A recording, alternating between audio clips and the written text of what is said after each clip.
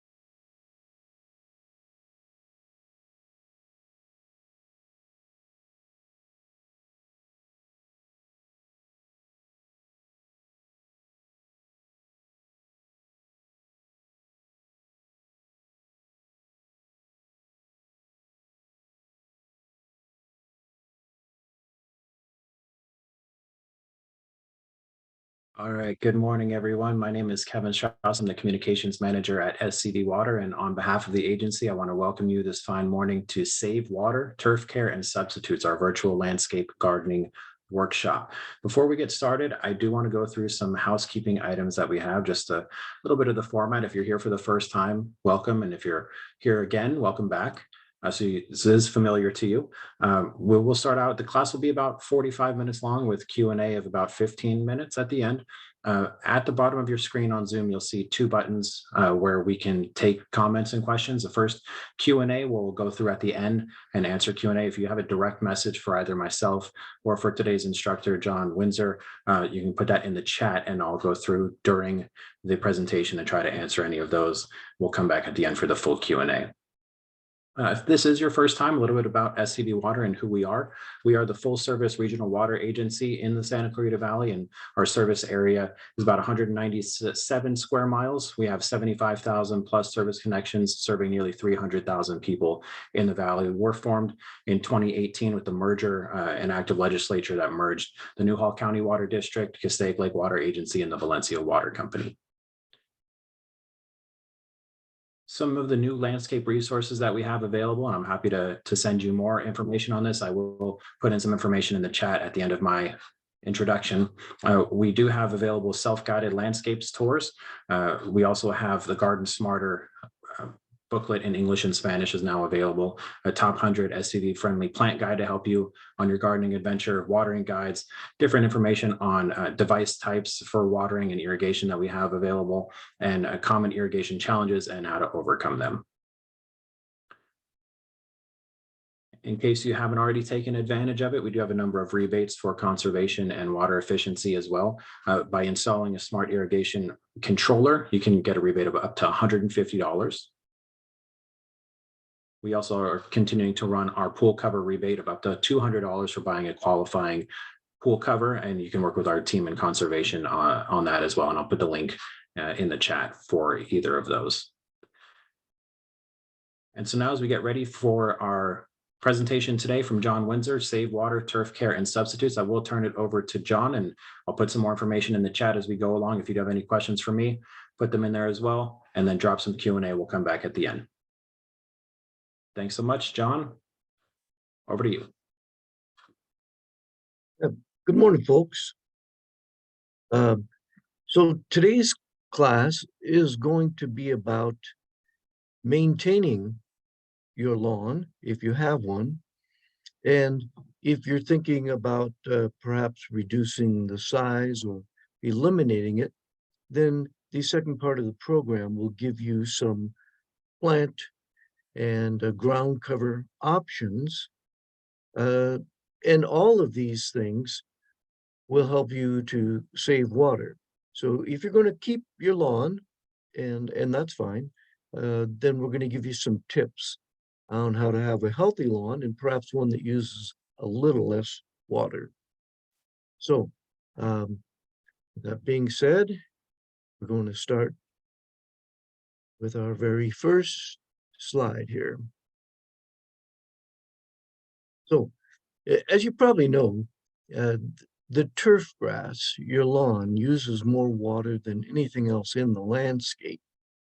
So simply by reducing the amount of lawn you have, you will automatically reduce the amount of water that you're using. Almost all turf substitutes use less water, yet still provide the ground cover effect. In other words, you won't have to have dirt and mud when it's rainy or windy. And they're green and they can be very attractive. We'll also talk about different types of grass, and not all grasses are the same. Some are a little more drought tolerant than others. And we'll also talk a little bit about some things that you can do to make your lawn a little healthier and more drought tolerant. Okay. So the two basic types of grasses are cool season and warm season. The cool season are evergreen, and these would be things that you would see in people's front yards, typically called fescues. Warm season grasses, they turn dormant or brown in the winter, which means then you don't have to actually water them in the winter because they are in fact dormant. Then different types of grasses have different types of roots. The blade grasses, the evergreen types, typically produce an individual plant with multiple blades on it. The other types, the ones that go dormant, they have the ability to spread, and they can spread by underground roots, sometimes called stolons or rhizomes. And these types of grasses are usually a little bit hardier if you have dogs or children. In other words, if there's going to be a lot of wear and tear, grasses that have these types of roots might be advantageous. The typical lawns have blades that once they're damaged, hard to repair. These cool season grasses that you see here, they have about an equal amount below ground as they have above ground. Very little spreading. And these would be the fescues, which are far and away the most popular type of grass that we have here in Santa Clarita. And then there's ryegrass and bluegrass. They're not used nearly as frequently as the cool season tall fescue types. And those would include things like the marathon, medallion, centennial. They keep their color all year round, and they do require less water than the blue or the rye mixes. And they don't require quite as much fertilizer. So they're a little stronger. The fescues are a little stronger than the other types. And they also can be kept taller. And the idea of keeping the grass taller, keeps it healthier. It prevents the sun from hitting the soil and drying it out. It actually helps to cool the soil underneath. So keeping the lawn taller, maybe up to 4 inches, is one of those tips that we can give you on maintaining a very healthy lawn. Now, the warmer season lawns, they aren't maintained quite as tall. These are the Bermudas, St. Augustine, and Zoysia grasses.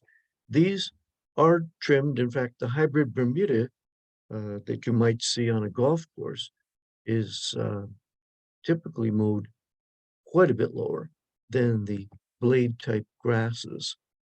And the hybrid Bermuda is very durable. It has those rhizomes, so it'll spread sideways, thus repairing quickly after any sort of damage.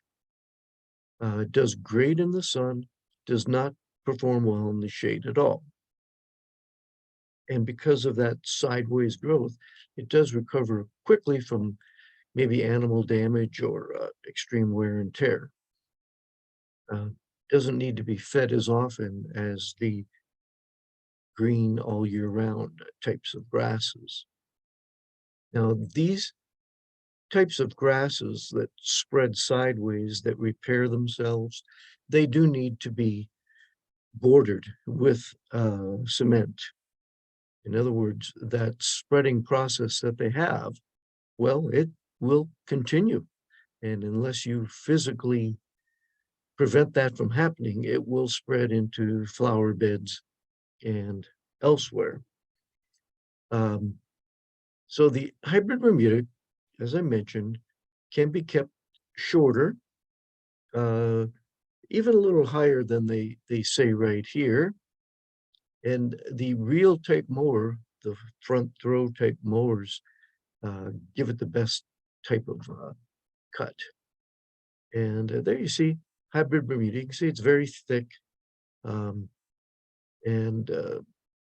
almost carpet-like, and that's why they use it on golf courses. Now, St. Augustine, that's a little thicker, coarser grass. Uh, Great for running on, great for kids and dogs, not so much for golfing. Uh, you, you'll find this is a very thick, coarse, rough grass, but means that it can hold up to damage like dogs and constant playing. Typically, you would feed this from spring through fall. It is going to go dormant in the winter time. Now, there's a weed that has taken over Santa Clarita and large swaths of Southern California. It is called kikuyu grass, and it is often mistaken for St. Augustine, but it is not St. Augustine. And there are several ways to identify it and the differences between it and kikuyu are quite obvious if you look closely. The St. Augustine, as you can see, has kind of a blunt tip. The kikuyu, long points at the end. No hairs on the blade of St. Augustine. Small, short hairs. Also, the stems.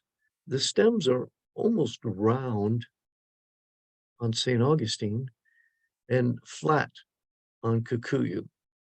St. Augustine is a very hardy, nice looking grass for probably 8 months, maybe 9 months out of the year, depending on when the first frost comes.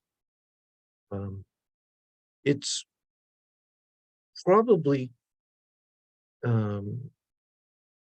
best if you don't mow this quite so low. If you mow it quite low, you can actually get some dieback and you can get some weeds in there. So I typically let, when I had St. Augustine, I let it get up a good 1.5 inches And it uh, it put up it held up well to just about everything. It did require, for me, less water than the blade type grasses. Okay? Um, so the pros would be a little easier to mow and uses less fertilizer. The cons, of course, are that it does go dormant in the winter time. Now, I've mentioned a couple times now that keeping the grass taller is much healthier for it. It allows the roots to grow deeper and it shades the soil to reduce the evaporation. Um, it'll also prevent weeds. If you've got nice thick grass, more difficult for the weeds to get in there. And if you mow your own lawn, then you should look into having your blades sharpened, maybe twice a year or so. If you have a gardener, you could mention it to him, but truthfully, from what I've seen, most gardeners, if they're going to sharpen their blades at all, they're probably going to do it once at the beginning of the season. And the Bermudas, the St. Augustine grasses, they produce something that's called thatch, which is just a buildup of the stolons and stems and such uh, directly below the surface. And you can rent a machine that will kind of tear the lawn up and allow you to rake out this thatch. And you do this when it begins to go dormant in the fall. And then come spring, it'll look nice again. So that after you've run the machine, you can rake all that debris out. You do not, I repeat, you do not de-thatch cool season grasses. If you run a dethatcher over Marathon or one of the other tall fescues, you'll ruin it. Um, they actually don't produce a thatch like the Bermudas and the St. Augustine do. Okay?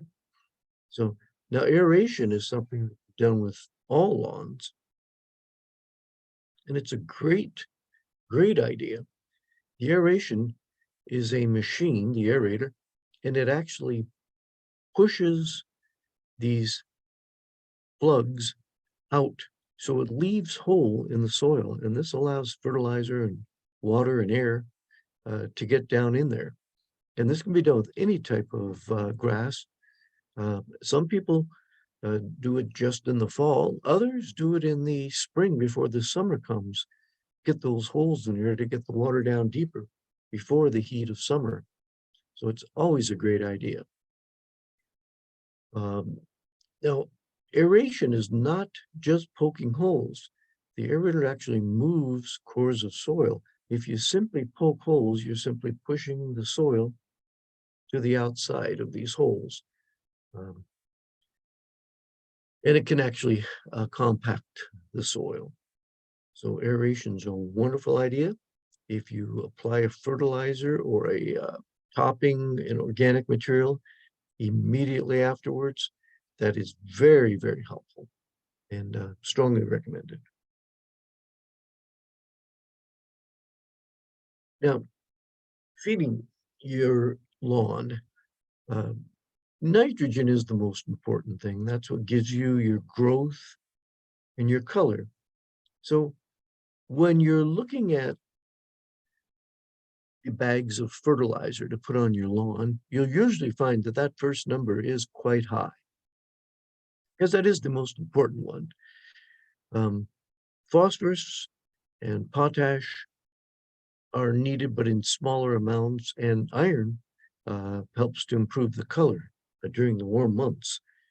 Now, the more you feed, the more you have to mow, okay? And slow release organic fertilizers do not have to be used as often because they last longer, take longer to break down.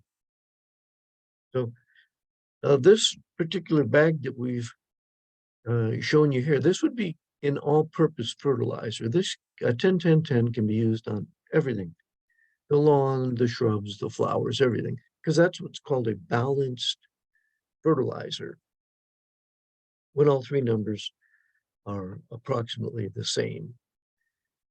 Most lawn fertilizers, though, are going to be higher in that first number. And some fertilizers now have 0 for the middle number.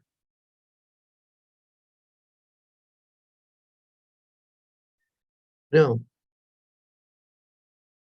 when practical, if you can reduce the size of the turf area, you will conserve water. Now, I understand that in many locations, turf is very beautiful, and some HOAs require it.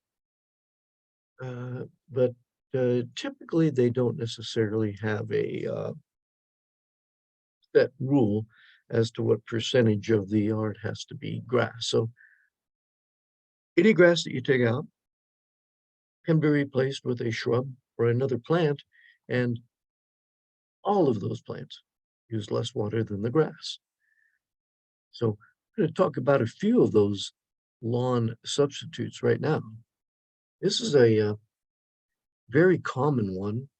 It's Lippia notiflora, and this is it's been around actually a long time, regular Lippia, and it can be purchased in flats, which are about 18 by 18, and then you can cut them into plugs and put them in, and they grow rather quickly. They need less food and water, and they're not terribly fussy about the soil types. Now there is a new one, a new variety of Lippia called Carapia, but at the present time, it is the name and I think even the variety are patented. So you will have to pay more if you want that particular brand name. Um, the regular Lippia, Lippia notiflora, is not patented, so you're going to pay much less for it.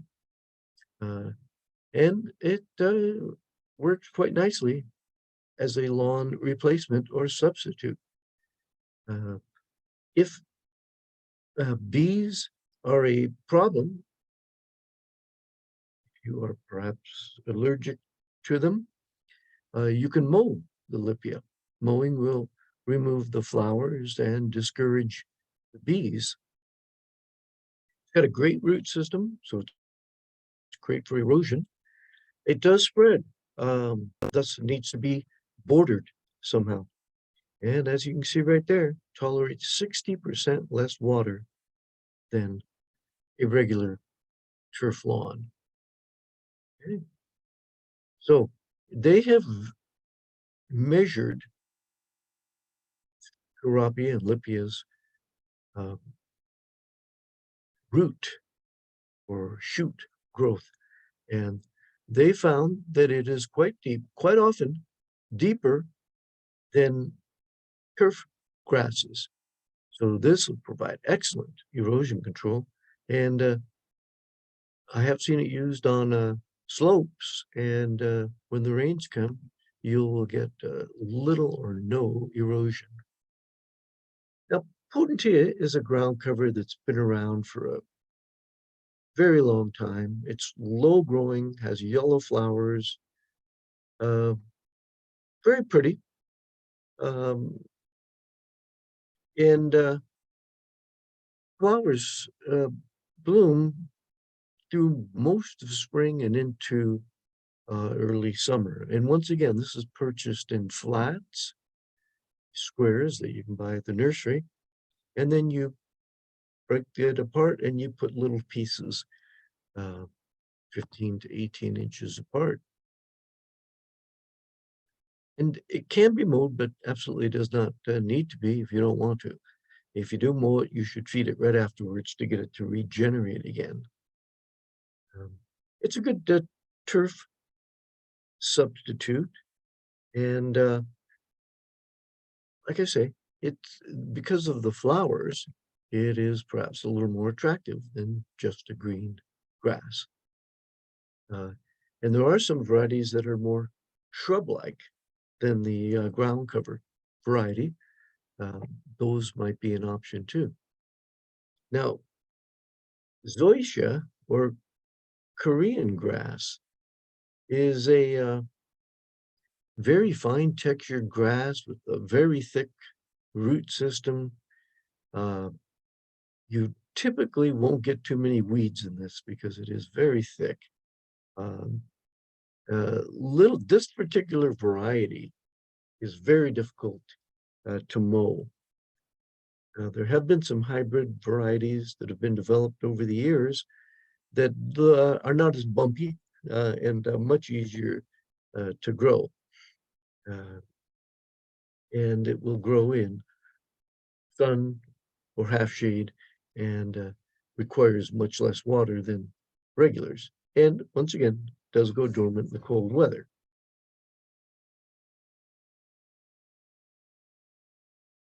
And like I say, if you can find some of the hybrids, that's great. Um, if you're going to use a Korean grass oven by itself, um, it works great in oriental gardens, rock gardens, etc. Another very common ground cover is this one here, the ornamental strawberry.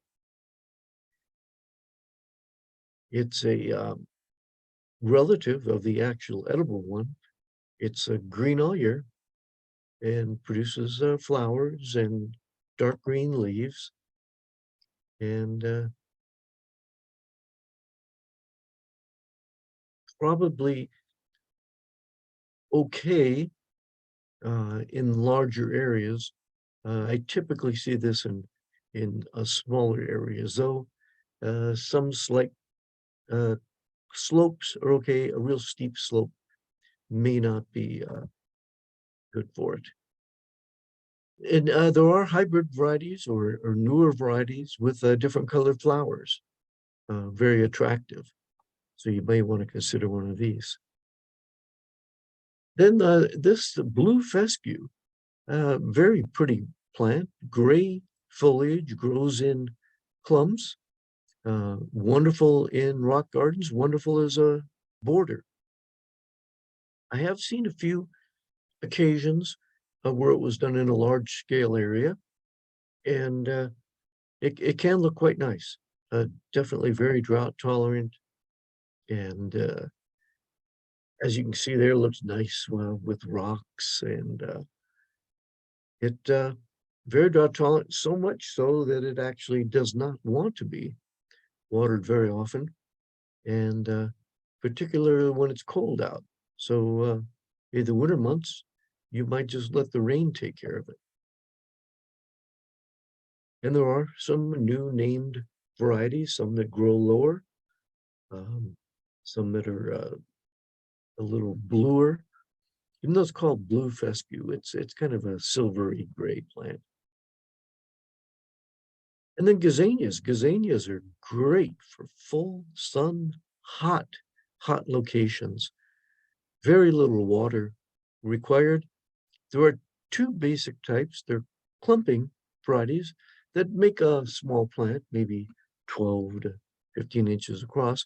And then there are trailing varieties that can actually spread and go quite a distance. They like a well-drained soil. They like it hot and sunny. They can take as much heat as you can give them. They even reflected heat, etc. They come in dozens of colors, just dozens. And as I mentioned, there are some trailing varieties that have kind of a grayish foliage, and then clumping varieties that come in every sort of color imaginable. Another plant that is quite popular these days is a Dimundia.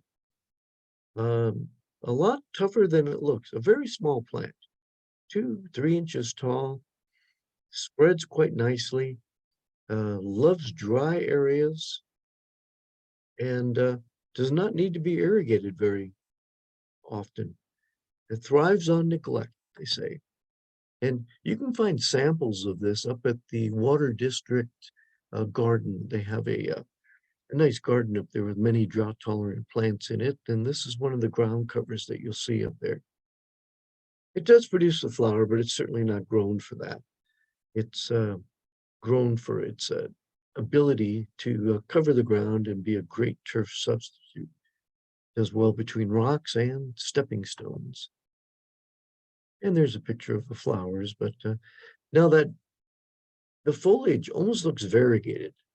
You'll see the green and then the white. The white is actually the bottom of the leaf. The leaves curl up and kind of give it that variegated look. Another ground cover that is very pretty is the armeria. It's got the pink flowers on it. Very nice, different shades of pink. It does need fast drainage. I have seen them rot when they're watered too frequently. And great, once again, in rock gardens, uh, borders, etc. And you can dig them up occasionally and start new plants from them.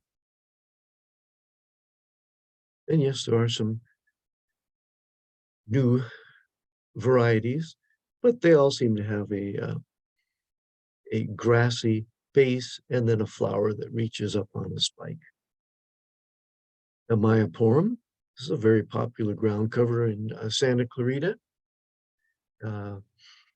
It spreads quite far. It's very low to the ground.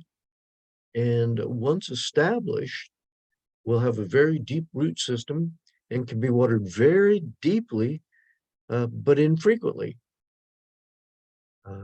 Does produce a little white flower, and there's even a pink flowered variety.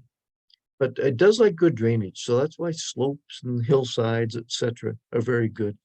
This is not a plant that you want to water every day. In fact, then it wouldn't be very drought tolerant at all. If you're watering every day, you're not conserving water. This plant would prefer to be watered deeper, but less often. And there are some varieties that have pink flowers, and red stems, and some that grow a little more upright. But you'll see this around. It is rather popular here in Santa Clarita.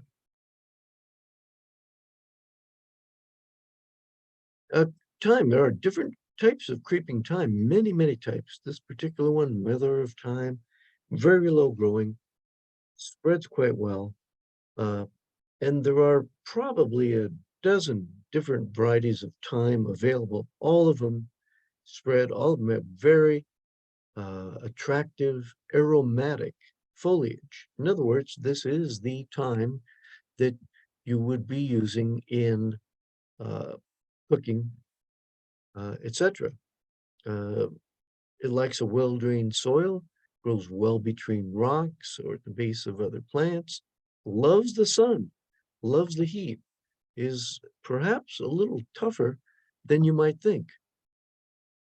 And mother of thyme, creeping thyme, some varieties of thyme have beautiful pink flowers, some have purple flowers, all of them have very attractive foliage. It's just a very good plant. There are other types of herbaceous plants like chamomile and rosemary, etc. Even marjoram and oregano that make great ground covers and use less water than any of the lawns, grasses that we may want to grow. And many of those, the rosemary, and the oregano, and marjoram, and thyme, can all be used in cooking. So they're excellent plants and love the sun and the heat and will require about a third the watering of a typical lawn. Okay, so I think what we'll do now is we'll go to the Q&A section of the program, and we'll see what kind of questions you've had so far. John, thank you so Kevin? much. Again, if you have any questions you'd like John to touch on, go ahead and drop them in the Q&A section down at the bottom. There's a button for it next to the chat. You can also send us a chat if you want to. This will help us facilitate the question and answer. So we'll give a few minutes to populate that.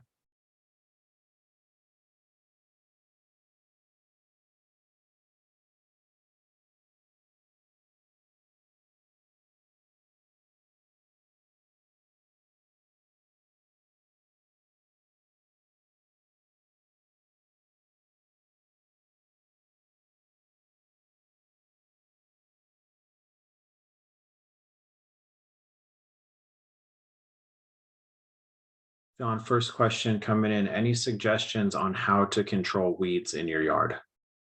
Yeah, prevention, the old saying, an ounce of prevention. There are weed preventers that you can use several times a year.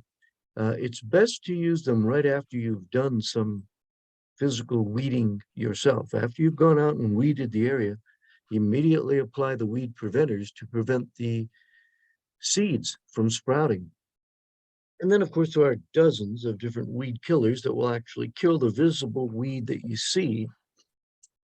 Most of these don't, the weed killers don't prevent the weeds, they don't prevent the seeds from germinating. So it's usually a two-pronged approach. One, spray the weeds that you see.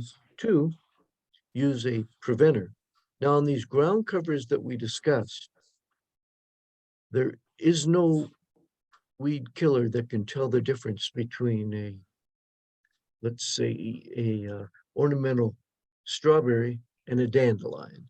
So you have no option but to go out and pick the dandelion and then use a preventer. There are weed controls that can tell the difference between a grass and a, let's say, ornamental strawberry. So were you to get grasses growing up in your ground covers, yes, there are sprays that can and will control the grasses and not harm the ground covers. And then vice versa, in your lawn, there are weed killers that will kill the dandelions but not harm the grass.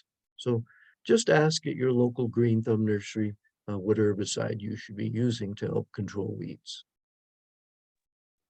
Thanks, Sean. Next question. With the turn of the weather today and this weekend, is this a good time to start your fall garden? Not yet. It's not fall yet. Don't be fooled. I believe the first day of fall is going to be September 22nd. Do not jump the gun. There's no advantage to that. If you've lived here for a while, you know that September can be one of the hottest months, and quite often, even that first week in October can be rough. So even on the 22nd of September, I would probably only recommend planting seeds at that time. The actual started plants for your vegetable garden, etc., you may want to wait a little bit. I've lived here 30 some years, and September can be just unbearable. So don't be tempted to plant yet. John, if you have clay soil, can you still plant thyme around stepping stones? You probably will have to work an amendment in there that will loosen it up. There are mixes like cactus mix, and there are minerals like pumice that you can work into the soil to loosen it up. Planting in a heavy clay soil is troublesome for low-growing ground covers because it's difficult to figure out the watering schedule. Clay has the ability to hold moisture. Clay soils can be watered much less frequently than a sandy soil because of that moisture retention. So keep that in mind. If you have a clay soil, take advantage of its two good properties. One property, holding moisture. The other is holding fertilizer. fertilizer moves very slowly through clay soils, so you can feed much less often. So those are the two advantages of a clay soil. A follow-up to that one, how deep would you need to mix the amendment for clay soil, in your Okay, if opinion? you're going with time is not terribly deep rooted. So anywhere from 2 to 6 inches would be fine. All right, then moving on to the next one that we've got. Any suggestions if you have quote unquote patches of bald spots in your lawn? Yeah, figure out why. And there's a couple of experiments you can do that anybody can do. You can go out and do them today. One experiment is to go to a green area of the lawn and just stick a screwdriver in. Grab a screwdriver and just poke it in. All you want to do is feel the resistance in a green area. Then go to one of those brown areas and stick it in and see if you feel a difference. Quite often you could have hard soil, rocky soil, or lack of water penetration, and the screwdriver will not go in as well. That's a very easy experiment to do. A second experiment requires getting clear drinking glasses, 4 of them, or clear drinking glasses. Put one on the green area, one on the brown area, and 2 equally spaced in between. Then turn on your sprinklers for 10 minutes. Then go out and look at how much water is in each cup. An ideal amount would be 3/8 of an inch each time you watered. So go to the cup that is in the green spot. We'll call this cup A, and look at how much water is in there. Then go down to the cup that is in the brown area called D, and look at how much water in there, and see if there is a significant difference in the amount of water in each cup. Those brown spots could be caused by sprinklers not covering well. If there's other things like insects or diseases, then both cups will have the same amount of water. In the case of a disease, the cup in the brown area may have more water than the cup in the good area. So there are simple experiments that you can do to figure out why those areas are brown. Great. Any final questions for John? We'll wait another minute before we wrap up.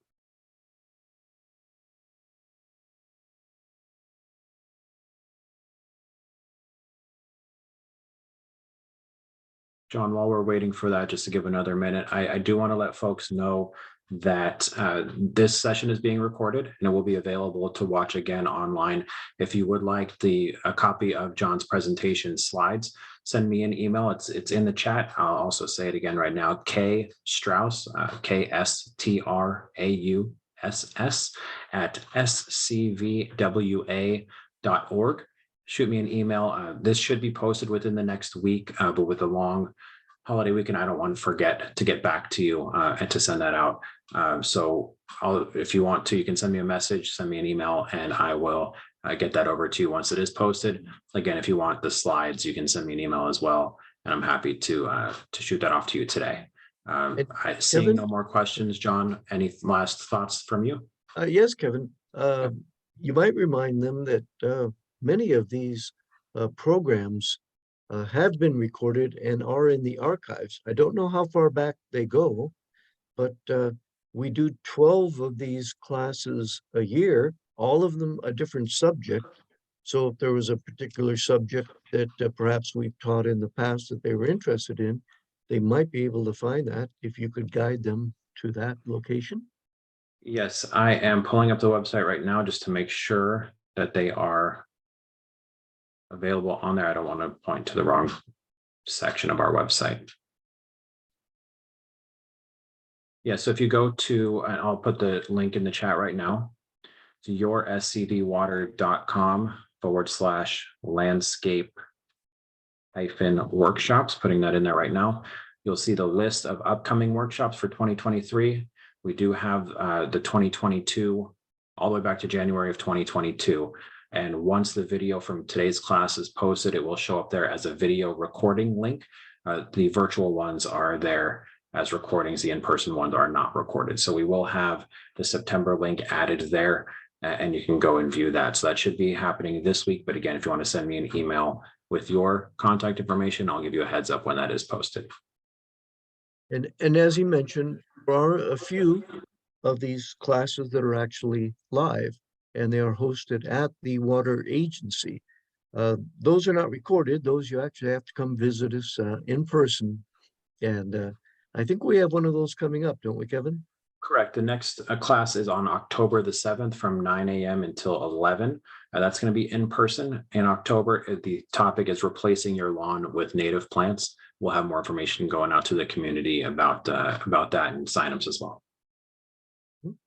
Very good. And that is live, and that will be at the Water District. Very good. Correct. Okay. All right, John, thank you again for your time today, and thank you everybody for joining us. Any questions that you may have, again, I'm happy to follow up with you offline. Shoot me an email and I'll get back to you. Send me a message if you want the slides for this. Also, if you want to be alerted about the recording should go up this week, and we hope to see you at the next one in October. Very good. Hope to see you there live. Thanks, everyone.